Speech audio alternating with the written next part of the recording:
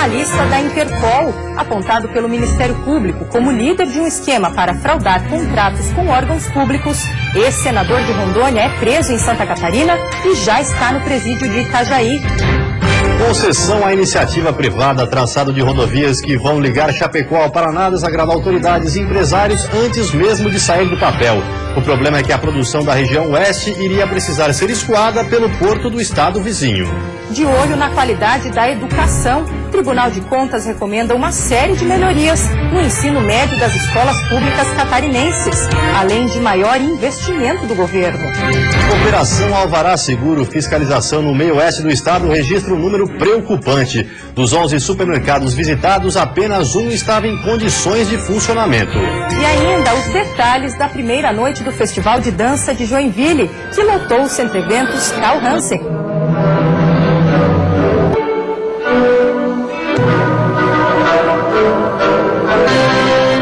O Band Cidade desta quinta-feira já está no ar.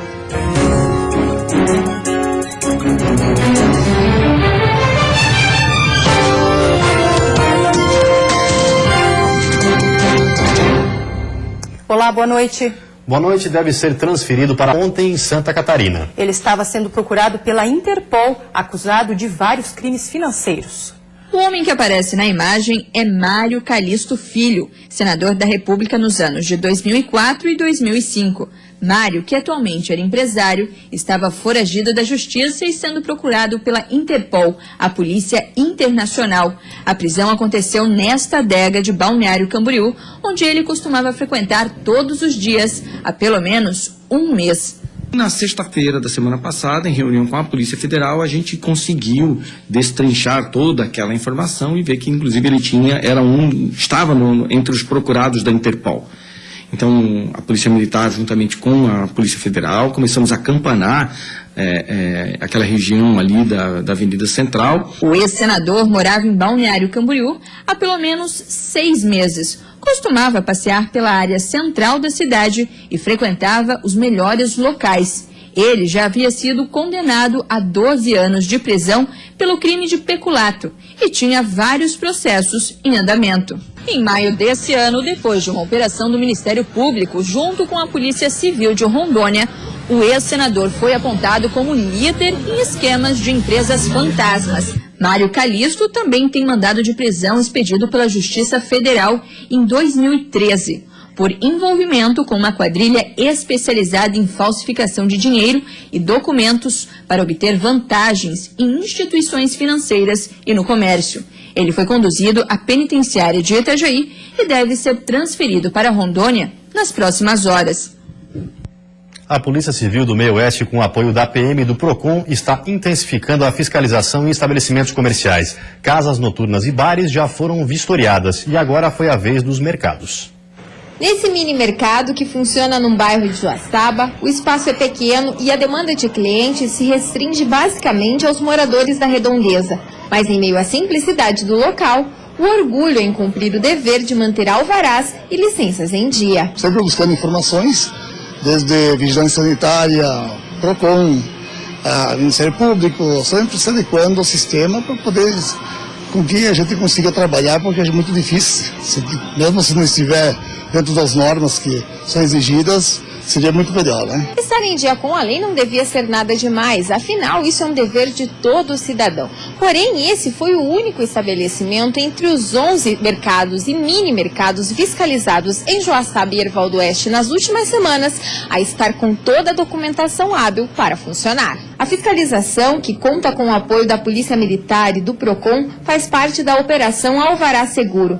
Ontem foram 2 mini mercados e 3 supermercados vistoriados.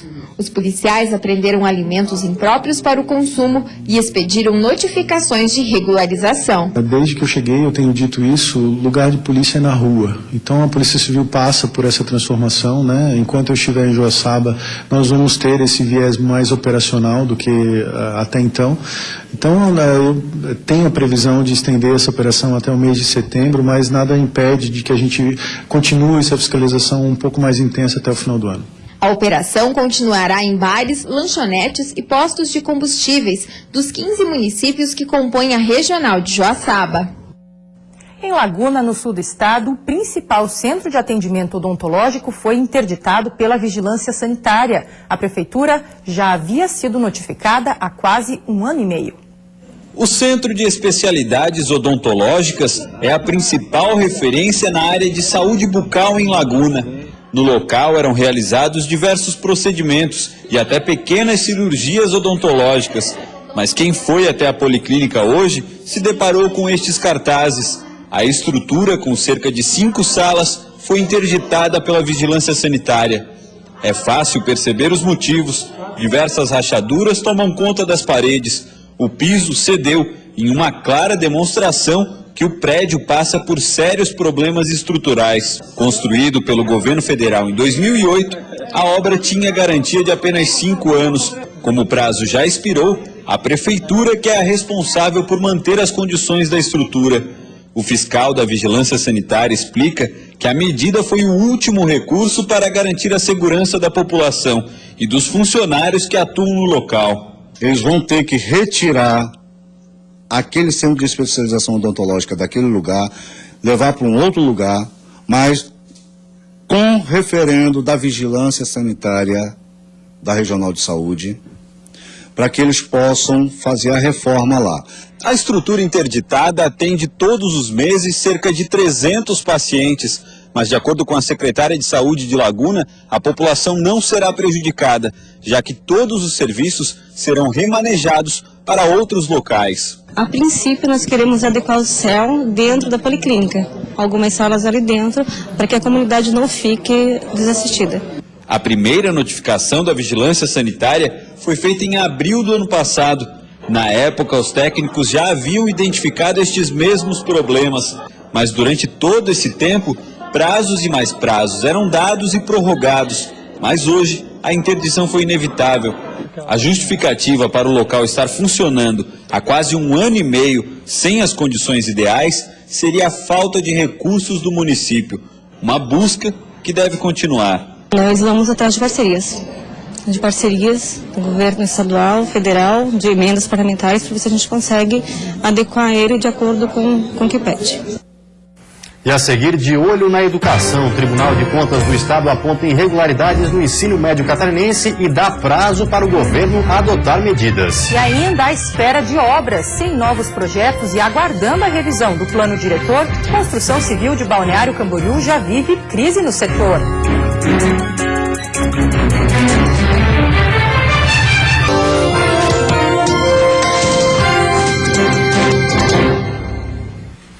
O Tribunal de Contas fez uma auditoria do ensino médio nas escolas públicas do Estado. A avaliação aponta a alocação insuficiente de recursos para atender o custo mínimo por aluno. De acordo com o levantamento, houve uma diferença de mais de 88 milhões de reais em relação ao valor estipulado por lei para o repasse. A avaliação foi feita no ano de 2013 e gerou 19 determinações e 16 recomendações à Secretaria Estadual de Educação. Os problemas vão desde a alocação insuficiente de recursos para atender o custo mínimo por aluno, que seria de quase R$3 mil de acordo com a lei, até a inexistência de um plano estadual de educação. Em Santa Catarina, o valor recomendado em 2012 no orçamento anual era para ser de 614 milhões. Entretanto, a lei orçamentária anual fixava apenas 602.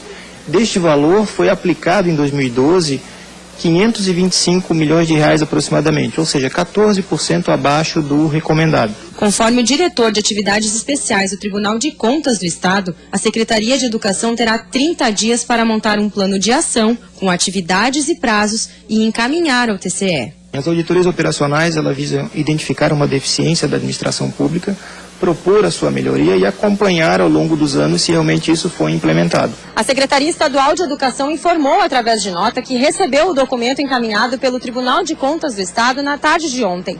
Uma equipe técnica já foi montada para avaliar os apontamentos e para responder o documento no prazo determinado.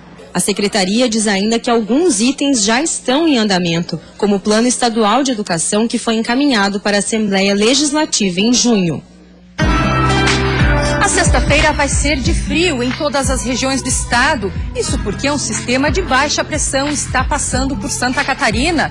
A chuva também vai predominar em diversas cidades. As menores temperaturas previstas devem ser na Serra, onde os termômetros variam entre 7 e 12 graus. O Oeste e o Litoral Norte terão máximas de 19 graus. Na Grande Florianópolis e no Litoral Sul, os termômetros chegam aos 17 graus. No Vale do Itajaí e no Planalto Norte, as temperaturas também não sobem muito, com máximas de 15 graus. A Prefeitura de Balneário Camboriú decidiu voltar atrás e permitir as novas construções de edifício na cidade. O decreto que suspendia as construções foi elaborado em 2012 e vinha gerando crise na economia local. Há mais de 2 anos e meio, nenhum projeto para a construção de novos prédios é aprovado em Balneário Camboriú. Isso porque lá em 2012 foi aprovado o decreto que suspendia as construções. O problema é que o tempo passou. A revisão do plano ainda não acabou e a cidade já vive uma crise na construção civil. Esse protocolo fechado por todo esse período começou a impactar negativamente a economia da cidade, que depende também, tem como sua principal matriz econômica, ou como uma das principais matrizes econômicas, a indústria da construção civil. Então, por esse motivo, para nós equilibrarmos a economia da cidade, então a Prefeitura resolveu revogar o decreto que fechava o protocolo para aprovação de novos empreendimentos. A construção civil e o turismo são as principais matrizes econômicas da cidade. Segundo o sindicato da categoria, essa demora está gerando um desequilíbrio econômico. Que a queda que nós estamos tendo no ritmo de construções já vem afetando tanto a economia indireta, que depende da construção civil, como a construção civil de uma maneira geral. Nós temos tido uma diminuição significativa no quadro de emprego por conta da diminuição do ritmo de construção. Nós estamos há 2 anos e meio sem poder aprovar projeto, os prédios vão ficando prontos, as construtoras não têm mais como aprovar projeto e lançar novos prédios, consequentemente, o ritmo diminui. A cidade de 125 mil habitantes, que chega a receber mais de 1 milhão de pessoas durante o verão, tem quase 80% dos prédios vendidos para os turistas. No dia 27 deste mês, começam as conferências para a revisão das propostas de ajustes do plano diretor. Se tudo der certo, até o final do ano, a Câmara de Vereadores deve receber o documento para análise e votação. Eu acredito que essa etapa de avaliação e revisão do plano diretor e da lei de uso e ocupação do solo, nós devemos encerrar ela ainda dentro do mês de julho. Depois do intervalo, uma semana após a liberação de uma das faixas do túnel do Morro do Formigão, na BR-101, o trecho passa por novas alterações. E ainda a arte e a beleza da dança. Ontem à noite foi a abertura do maior festival do mundo em Joinville.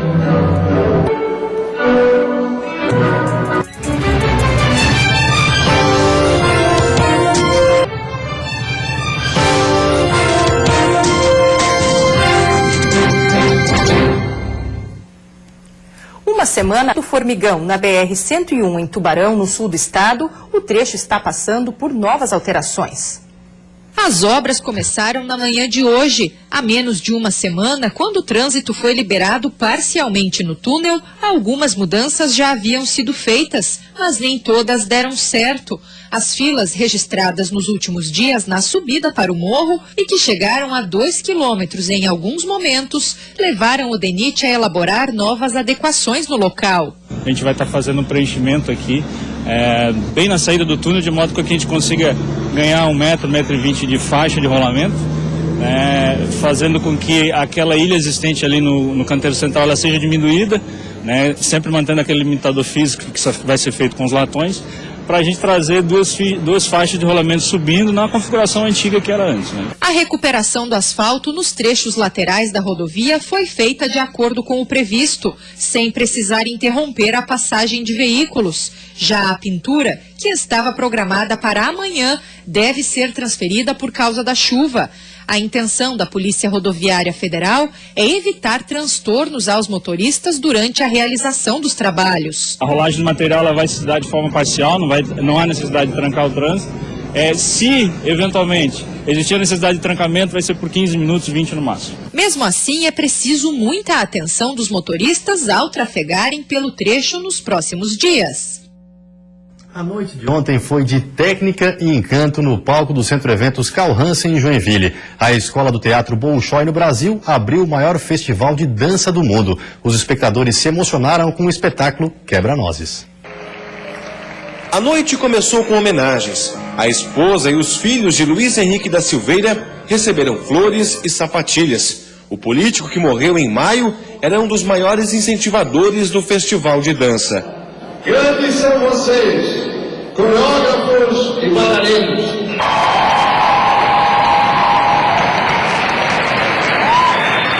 A abertura foi estrelada pela Escola do Teatro Bolshoi Brasil, diante de uma plateia que lotou o Centro Eventos Carl Hansen.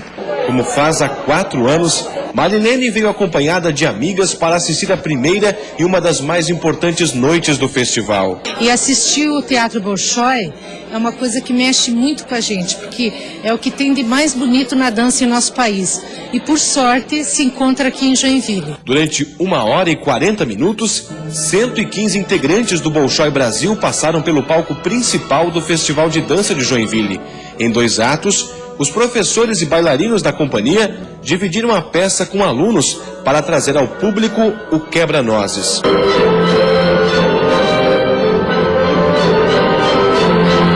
O Quebra-Nozes é um clássico muito conhecido do balé, mas aqui o espetáculo ganhou uma versão inovadora. Técnicas de projeção de imagens dão vida ao cenário que muda constantemente, conforme a cena ou o ato apresentado. Os efeitos, a sincronia e a precisão dos movimentos encantaram o público. Tá lindo, tá maravilhoso, super emocionante. Esse final foi de chorar, tava lindo. A apresentação do Bolshoi deixou aquele gostinho de quero mais. E olha que essa foi só a primeira noite do festival. Quero assistir vários espetáculos, noite de gala. Vou estar aqui em todas as apresentações que eu puder.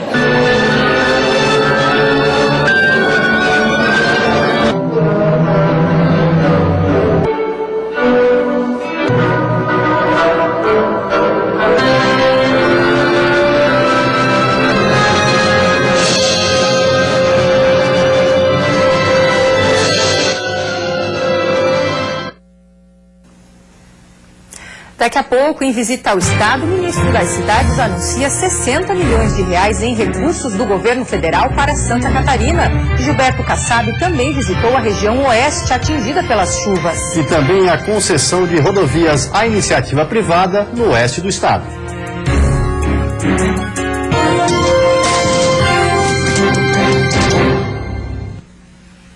O ministro das Cidades, Gilberto Kassab, anunciou hoje em Florianópolis a liberação de mais de 58 milhões de reais para obras no estado. Mais de 10 cidades serão contempladas com a verba que será aplicada em obras de pavimentação, saneamento básico e de mobilidade. O objetivo da liberação desta verba, conforme o ministro das Cidades, Gilberto Kassab, é melhorar a qualidade de vida da população. Obras de pavimentação, saneamento básico e corredores de ônibus são os contratos que devem ser realizados em breve em 9 cidades do estado. Uma intervenção importante, bastante ampla, aonde o governo federal dá o primeiro passo na viabilização da parceria, que é na definição, no encaminhamento desses primeiros 36 milhões de reais, que vão viabilizar os corredores de ônibus que vão chegar até o anel viário. Na capital, o ministro das Cidades anunciou a liberação de uma verba de mais de 36 milhões de reais. Mas no total, o estado de Santa Catarina deve receber do governo federal mais de 50 milhões de reais para obras de mobilidade urbana. O prefeito de Florianópolis, César Souza Júnior, afirma que este recurso chega em boa hora. A capital de Santa Catarina possui um dos menores índices nacionais do uso do transporte coletivo. Segundo ele, pesquisas realizadas apontam que apenas 24% da população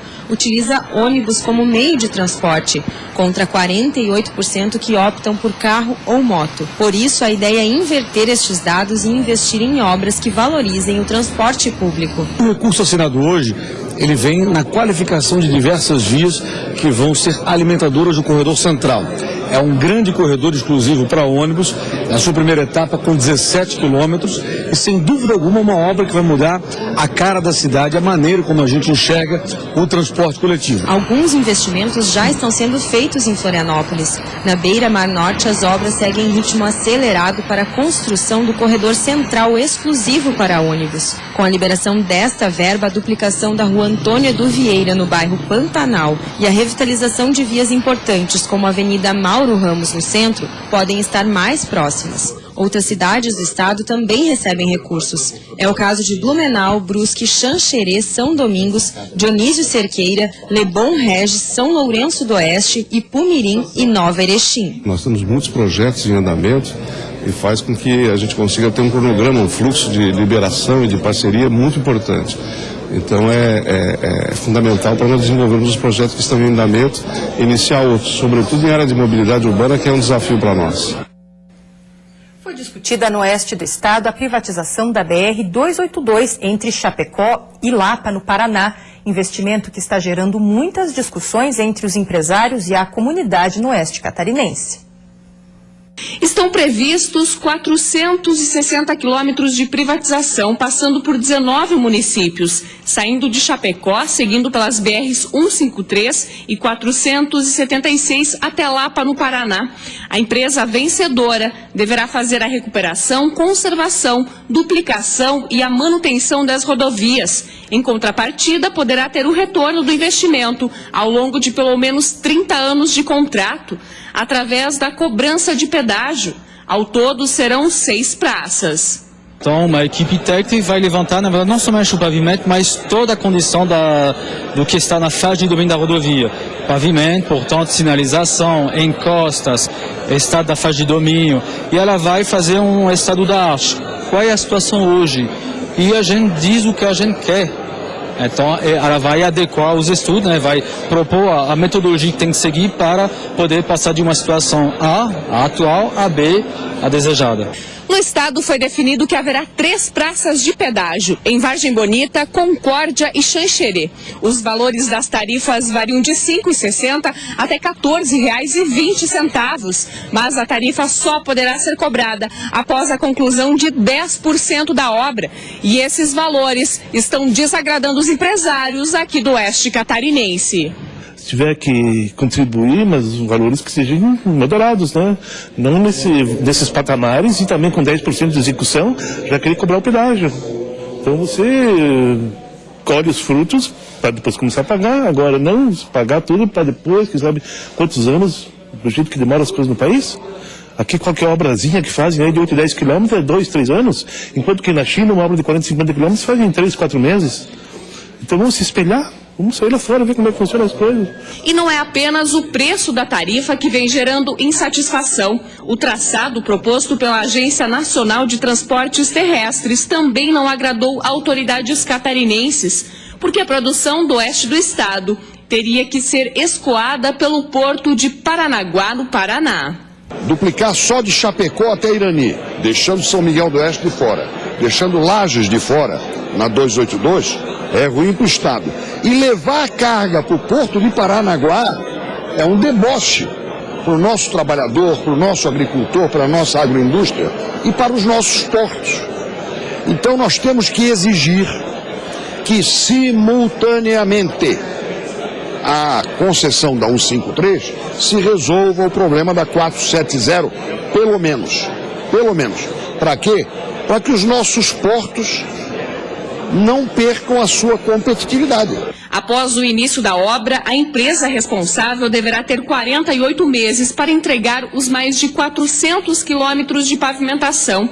A Polícia Rodoviária Federal acredita que com as melhorias deverá diminuir o número de acidentes. Podemos pegar por parâmetro a BR-480, que é esse acesso a Chapecó, em que tínhamos aí toda semana acidentes com lesões graves, mortes, e hoje com a duplicação, praticamente quase 2 anos, não tínhamos registro mais de mortes no trânsito.